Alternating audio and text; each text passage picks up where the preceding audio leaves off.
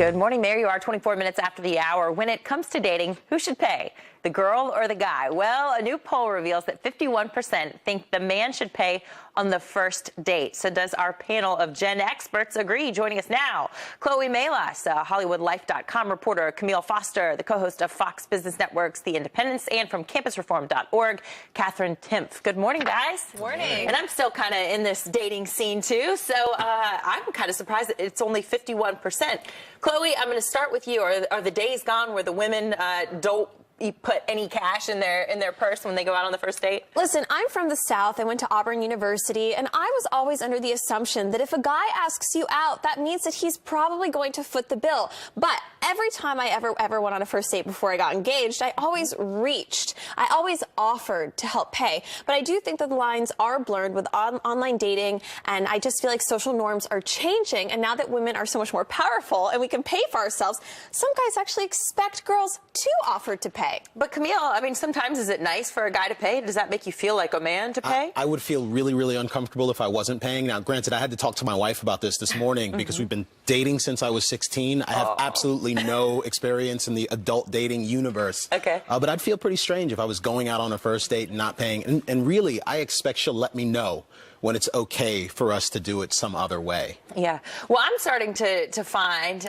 in this culture of these fuzzy relationships where you don't even know if it's really a date. Sometimes people don't even end up going out on dates.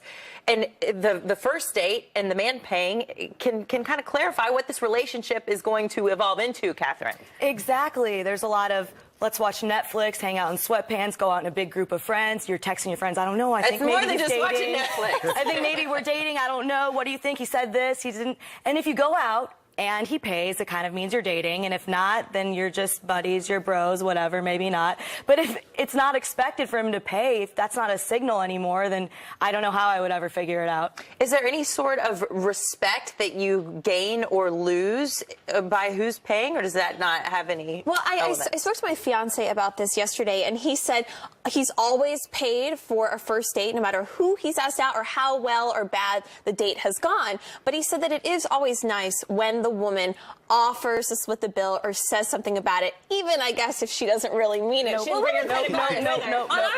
if you go out on a first date, ladies, if you're really excited about the guy, you might go get a manicure, pedicure, you might get some lipstick. You're spending all this money, Katherine. Exactly. Pay a little bit of something. If he doesn't pay, it's not a date. It's two people hanging out, eating dinner at the same table, or sitting next to each other, staring at the same movie screen. That's what makes it a date. If not, you're just buddies hanging out, and that's all there is to it. At the same time, we are becoming more powerful, more independent, making our own money. So at what point do you start either going Dutch or the woman offers to pay sometimes, Camille? I don't know. I mean, maybe I'm a little bit old-fashioned, but there's something chivalrous about paying for the first date, about opening doors. I like all of that stuff. So as women get more powerful, undoubtedly, not the weaker sex, but perhaps the fairer sex, I don't mind taking care and holding open the door, putting my jacket down on the street is maybe a bit much. Wow. If we can avoid that, that would be nice. Go Just walk with you cost a on bit the street then. You know. What does Hollywood have to say about this? They seem to be very progressive, or at least they think they are in the dating world. They are. So two very different stories. So Anna Kendrick, you know her from Twilight, she actually spoke out about this in an article recently and said